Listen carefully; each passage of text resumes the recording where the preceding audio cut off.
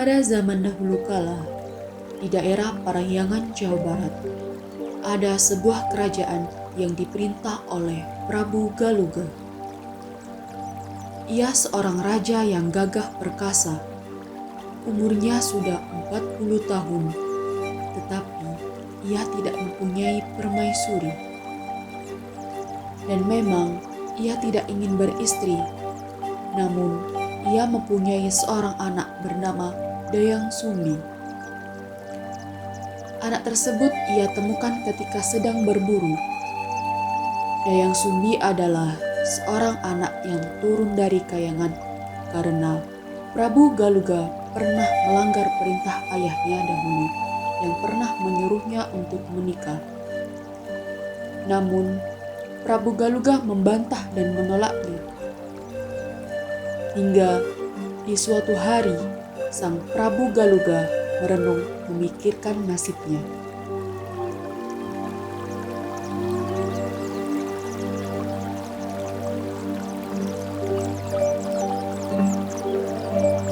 Sepertinya ini sebuah karma bagimu.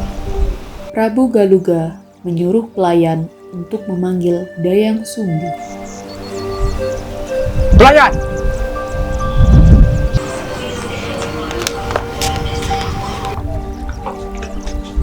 Siapa Tuan? Pelayan, cepat panggilkan Dayang Sumbi ke hadapanku. Sekarang juga. Baik Tuan.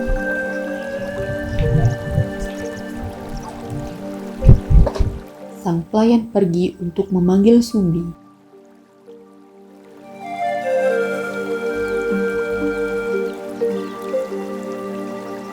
Tuan Putri, ya ada apa Dayang?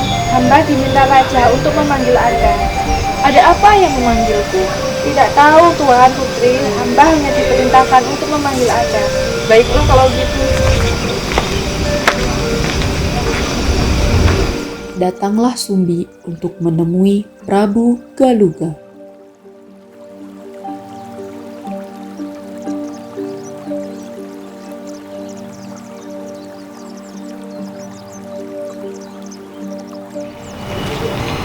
Ayahanda, ada apa Ayahanda memanggilku?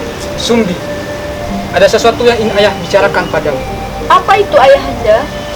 Akhir-akhir ini, ayah sering resah. Kenapa Ayahanda resah? Sepertinya kau harus segera menikah, Sumbi. Menikah? Aku tidak mau menikah, Ayah. Aku belum berminat untuk menikah. Kalau begitu, hanya dua pilihan bagimu.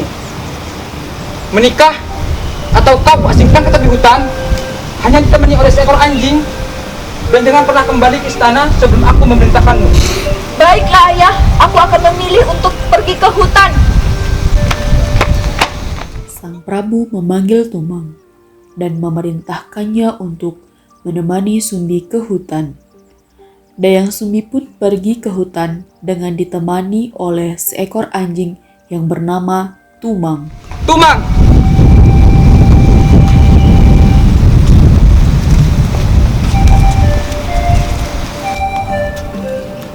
Tumang, kuperintahkan kau untuk menemani Sumbi selama ada di hutan.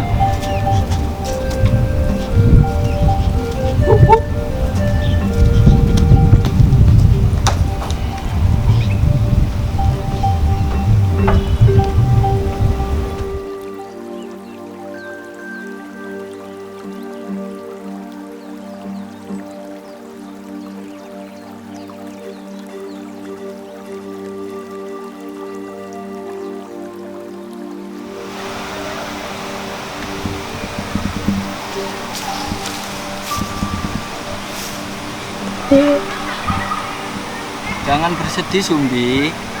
Aku akan menemanimu sampai kau kembali ke kerajaan lagi. Apakah itu suaramu, Tumang? Oh Tumang, akhirnya aku punya teman di tengah-tengah hutan ini. Benar, Sumbi. Aku bisa bicara. Apa kamu mau berteman dengan anjing sepertiku? Tidak apa-apa Tumang, meskipun kau seekor anjing, aku sangat bahagia punya teman sekarang di hutan ini. Suatu hari ketika sedang menenun, tongkatnya jatuh ke danau dan ia merasa malas mengambil tongkat tersebut.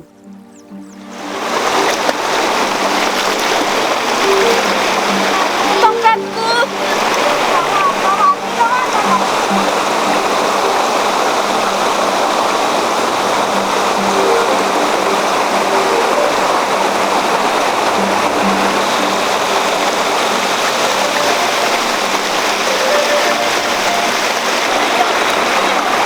Siapapun yang mengambil tongkatku akan aku jadikan suamiku.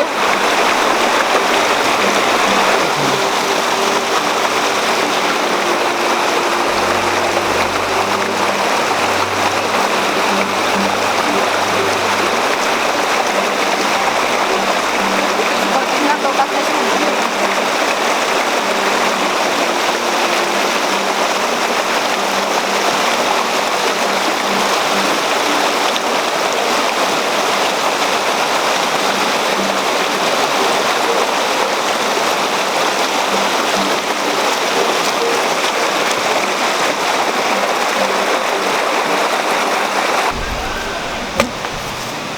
Ini tongkatmu, Sumbi. Hah? Tumang yang mengambil tongkatku? Bukan kamu yang kumaksud, Tumang. Tadi aku sudah berjanji untuk siapapun yang mengambil tongkatku akan aku jadikan suami. Tapi bukan kamu yang aku maksud. Suatu malam, Dayang Sumbi bermimpi. Dalam mimpi itu, ada yang membisikkannya. Kau adalah bidadari. Bidadari pantang menjilat ludahnya sendiri. Lagi pula, si Tumang memang jodohmu. Sesungguhnya, Tumang itu adalah jelmaan dewa. Dayang Sumbi pun akhirnya menikah dengan si Tumang. Waktu pun terus berlalu. Dayang Sumbi pun dikaruniai anak laki-laki yang tampan. Dan ia bernama Sangkuriang. Tak terasa, Sangkuriang tumbuh besar dan pandai berburu. Suatu hari, Sangkuriang hendak berburu.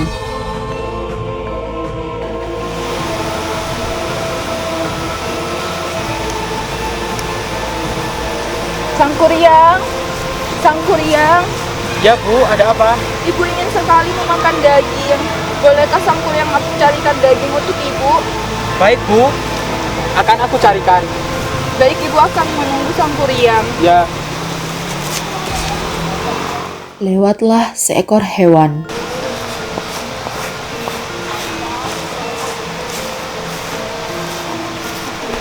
Wah, sepertinya di sana rumputnya segar dan hijau. Betul sekali. Enak sekali rumputnya. Nyam nyam nyam nyam. Datanglah Sangkuriang bersama Tumang untuk berburu hewan di hutan. Tumang pun langsung berlari ke arah semak-semak diikuti oleh Sangkuriang.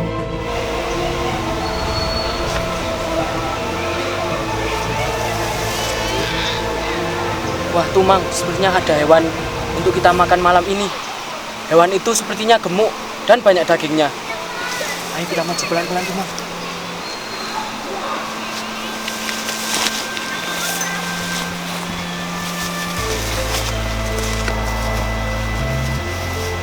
Ayo Tumang, cepat gigit hewan itu. Mengapa kau jadi dalam begini? Tumang, ayo cepat gigit hewan itu. Ayo Tumang, mengapa kau jadi bodoh begini? Ayo Tumang, cepat gigit hewan itu.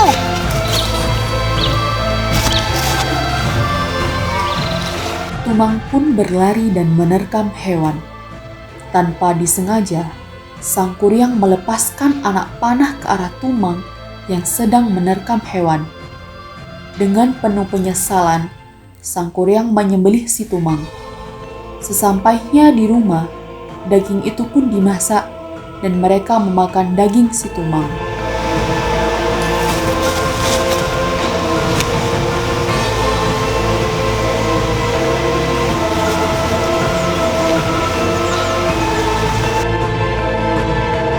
Wah, mengapa tombakku malah melesat tumang?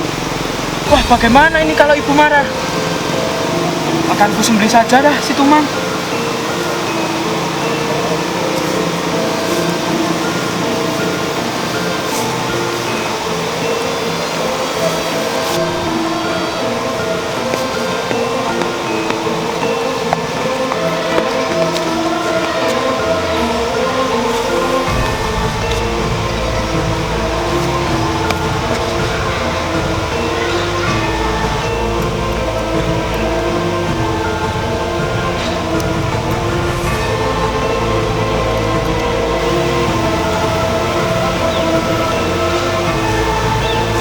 Bu, ini dagingnya.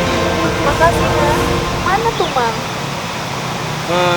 Tadi aku tidak sengaja memanah tumang, Bu. Tadi waktu aku berburu, tumang terkena tombakku. Apa? Tumang kau bunuh? Kau tidak tahu bahwa Tumang itu adalah ayah kamu? Dasar anak durhaka! Pergi kau dari sini! Jangan pernah kamu kembali lagi. Baik, kalau itu mau ibu, aku akan pergi. Dan jangan bertemu aku kembali. Baiklah.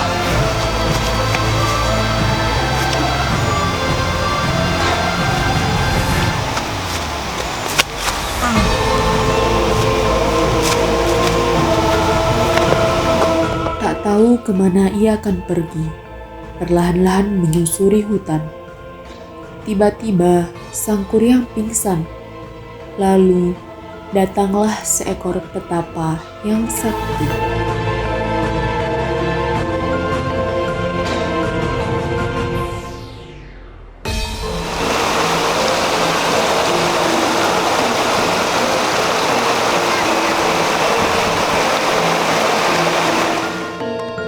"12 tahun berlalu.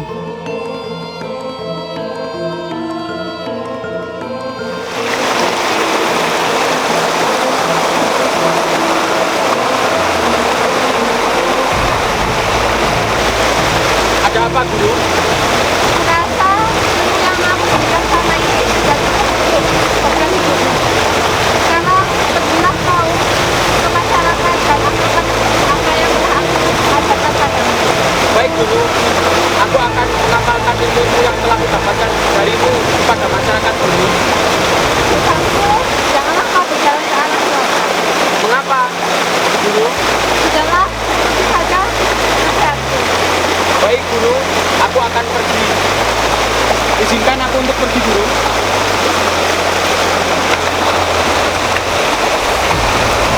Sang kuryang segera meninggalkan gurunya dan pergi mengembara. Namun, sang kuryang lupa dengan pesan guru. Ia berjalan ke arah yang dilarang. Suatu ketika di perjalanan, sang kuryang bertemu dengan Ratu Jin.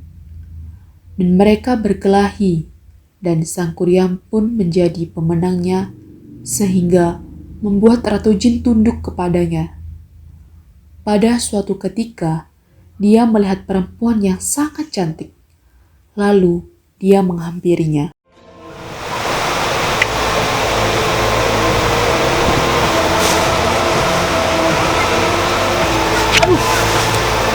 Ada apa ini?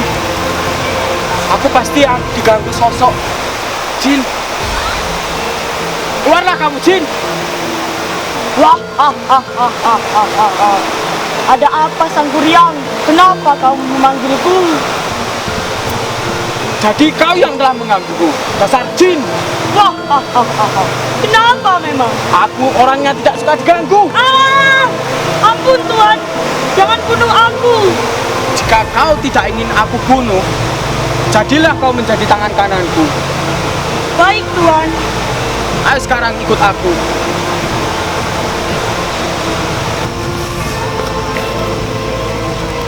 Hai Nona cantik. Bolehkah saya berkenalan dengan Anda? Tentu boleh, Tuan. Kalau boleh tahu, siapa nama Anda? Nama saya Dayang Sumbi, Tuan. Nama Tuan siapa? Namaku Jaka Galih. Dan sepertinya hari sudah mulai petang. Bolehkah saya mengantarkan Anda pulang? Baiklah, Tuan. Tentu boleh. Mari kita pulang.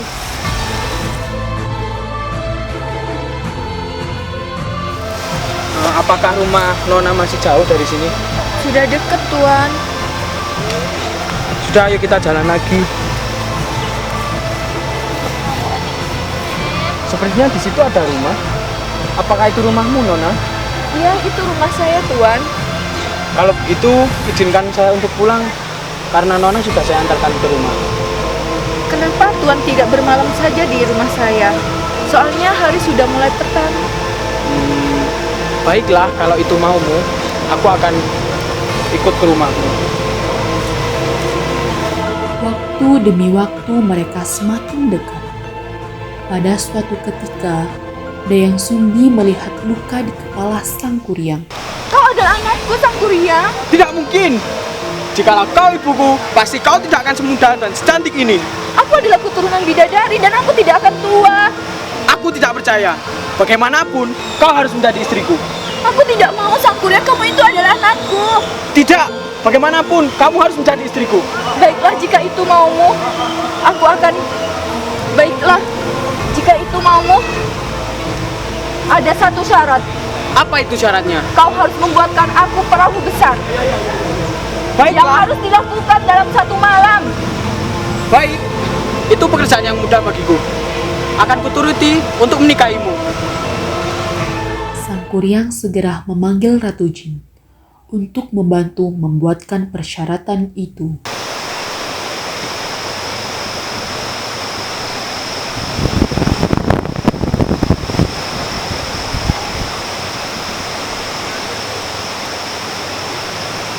Wahai para jin, datanglah, bantulah aku.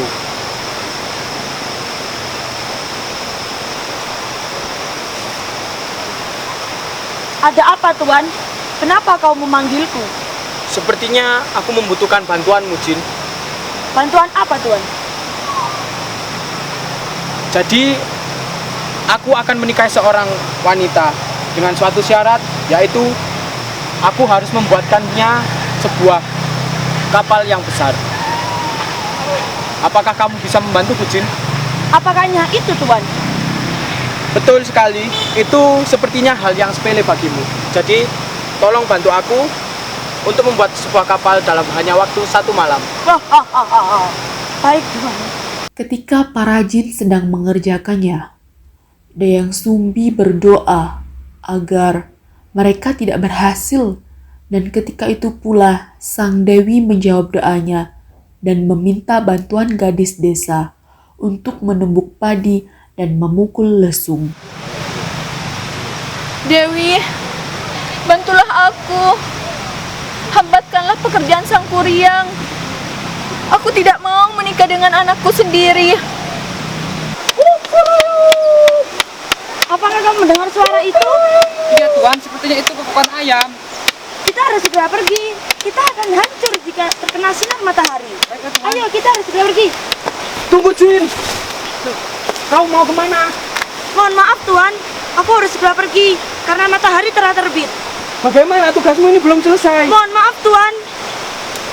Jin, jangan pergi. Sang Kuryang sangat marah ketika Ratu Jin berkata seperti itu. Persyaratan Dayang Sumbi tidak terpenuhi, sehingga mereka tidak bisa menikah.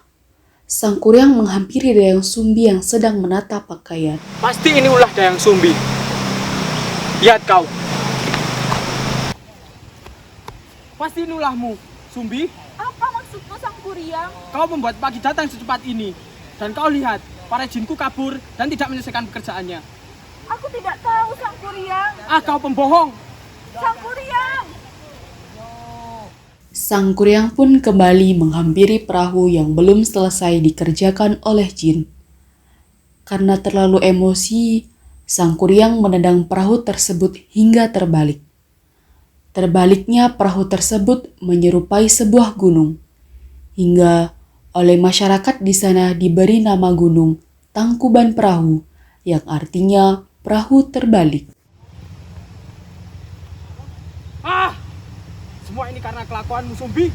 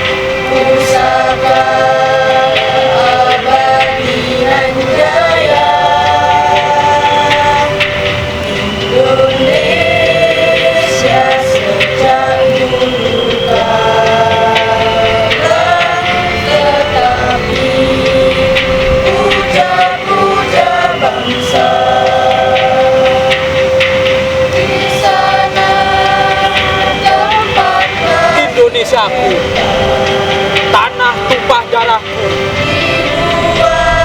beribu bangsa, suku dan bahasa, tak akan pecah belah karena kau pasti akan bersatu.